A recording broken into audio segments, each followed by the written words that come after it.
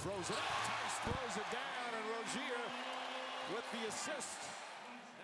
Welcome back, you guys, and the Boston Celtics have been hit hard by injuries this year, and they've needed rotation players to step up and take on larger roles. One of those players is Terry Rozier, aka Scary Terry or Terry Rozier, a 6'2", 190-pound point guard from Louisville, has been one of Boston's biggest contributors this season. But what about Terry's journey up until this point? He has a very interesting story that some people requested I do a video topic on, so shout out to you guys for this idea, and let's go right into it. Terry Rozier was born in Youngstown, Ohio in 1994, and at one point in the 1990s, it had the highest murder rate in the state of Ohio. Gunfire was common to hear on most days, and it came to the Rozier household. One day, a former boyfriend of Terry's mom fired shots through the walls of their house. To protect herself, Terry's mom had 3 guns in the house, but she did not have them in lockboxes because she had to be prepared for anything. And unfortunately, that meant Terry Rozier as a toddler was in close proximity to those guns. He knew where they were and got to them when his mom was not paying attention. Terry said in an interview that, "When I say I saw shotguns and pistols in the house, I saw them. It was what I grew up around, and I was just so hyper, anything could have happened to me." But he did not stay in Youngstown too long because his mom gave Terry's custody to her mother in Cleveland when he was 6 because it was just so dangerous. His mom was trying to raise him by herself while Terry's dad was in prison for aggravated battery. Terry was too young to understand why he couldn't just stay with his mom and why his dad was gone, so he took out a lot of his anger on his grandmother. He would sleep in the large duffel bag where he kept his clothes and would always hope that he could immediately pack up and go back to Youngstown. A few years later in 2003, Terry's dad came home from prison and they spent a lot of time together making up the missed time. They played sports, played video games, and Terry says that it was the best summer of his life. But unfortunately, his dad went right back to prison in the summer of 2003 after being charged and eventually sentenced to 13 years for kidnapping and robbery. Seeing his dad go back to prison really shook Terry up, and it would not be too long before he had to experience the threat of violence. When Terry went back to Youngstown for Thanksgiving break in 2003, Terry's mom and cousin were at a local neighborhood club, and the cousin got into an argument with someone that eventually led to a gunshot being fired. Hours later, rumors began to spread that the person who was involved in the argument was going to take revenge on the house Terry and his family were staying at. The argument was apparently about Terry's dad's return to prison. Terry, his older sister, and his grandmother hid behind a barricaded door, anticipating gunfire at their house, but fortunately, nothing happened. Eventually, as Terry got older, he realized that his grandmother was just trying to protect him and keep him away from possibly going down the same path as his dad.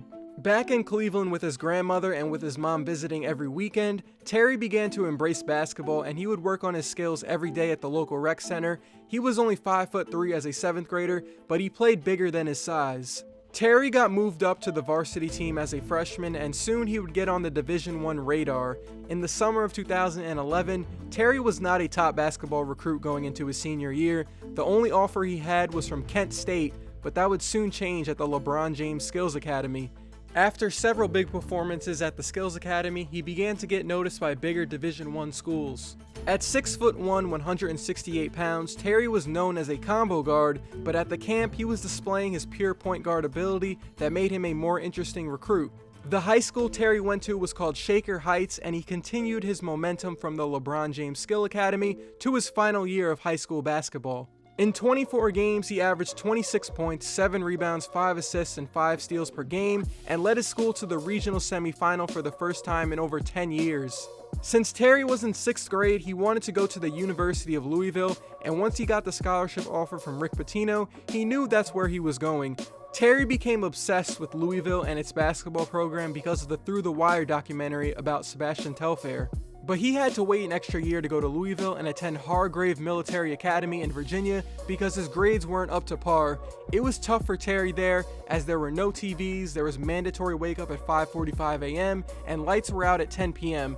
This was a big shift for him and he was kind of miserable, but he said in an interview that Hargrave made him mature. It made me grow up and I needed that. In his freshman year at Louisville, he started in 10 games, but he wasn't an NBA prospect just yet. Most scouts were there to see Russ Smith and Montrezl Harrell. Soon, Terry would become a bigger name at Louisville, and he began to get noticed by more NBA scouts. At a summer camp circuit in 2014, and a year later he helped Louisville get to the Elite Eight. Terry was ready for the NBA and he declared for the 2015 NBA draft. He was dominant in workouts for the Boston Celtics. There was a tough conditioning and shooting drill that is known to tire players out after their first go, but Rozier did it 3 times in a row. A co-owner of the Celtics said that there is a drill where they have one ball handler dribble up the court against 2 defenders, and Terry was the only guy he's seen in about 10 years of doing it who just went through 2 guys like they weren't even there. Terry's speed, quickness, and shooting touch impressed the entire Boston Celtics front office, and they drafted him with the 16th pick. That pick was met with criticism because some scouts thought that he was a late first-round pick at best. In his first year with the Celtics, he went back and forth from the D-League and to the NBA. When he did play with the Celtics, he wasn't that good because, well, most rookies in their first year in the league aren't that good and they need more time to develop. That was the case with Terry, but he'd soon find himself gaining more trust from Brad Stevens. He found himself in the Celtics rotation in his second season and played in 74 out of 82 games. Terry got big minutes in their playoff matchups against the Bulls, Wizards, and the Cavs. But it's been his 3rd year in the NBA where he's broken out as a two-way player. In the 2017-2018 season, Terry has broken his scoring high multiple times. He had a triple-double against the Knicks a few months ago, and in that game, he became the 2nd player ever to finish with a triple-double in their first start. Because of Kyrie Irving's knee issues, he's gotten the opportunity to display what he can do on the court, and he's proved that he's a legit two-way player. The next game after that historic triple-double, he dropped a then career-high 31 points against the Hawks, and 2 months later, he dropped 33 on the Kings. And his game has gotten love from some of the best players of the past 10 years. CP3 tweeted back in February that he really likes watching Terry Rozier hoop and he plays hard on both sides. LeBron said this about Scary Terry after a game against the Celtics. He was very good. He's getting more and more confidence every single night and it's his 3rd year. He's picking up more habits, better habits. He's very quick, shoots the ball extremely well, and he's very aggressive too. Kyrie is a big fan of Terry and has been loving what he's been doing since he's been out. The Terry versus Kyrie battles in practice are apparently must-see events with how they go back and forth at each other. On this Celtics team that has been hit hard with injuries, Rozier has turned into a major piece on both sides of the court, and he's going to have to be big for them in the playoffs if Kyrie misses the first round. This Celtics team without Kyrie has struggled on offense, and some of that responsibility is going to fall on Rozier. Terry is still very close to his dad and holds no bitterness towards him. He visits his dad in prison often, and they talk on the phone a lot. His dad is scheduled to get released from prison on August 22nd, 2018, so in about 4 months. And that is it for Terry Rozier's NBA story so far. A really interesting story, and again, shout out to the people who requested this video topic because I had fun researching. What do you guys think of Terry's ceiling in the NBA? Could he be a starter on a team, or is he more suited as a 6th or 7th man in the league? I want to see what he does in the playoffs also, but his body of work this year has been impressive. If you're still here and enjoyed even one part of this video, definitely leave a like as it helps my channel grow. I hope it was interesting to listen to, and I'll see you guys in my next one.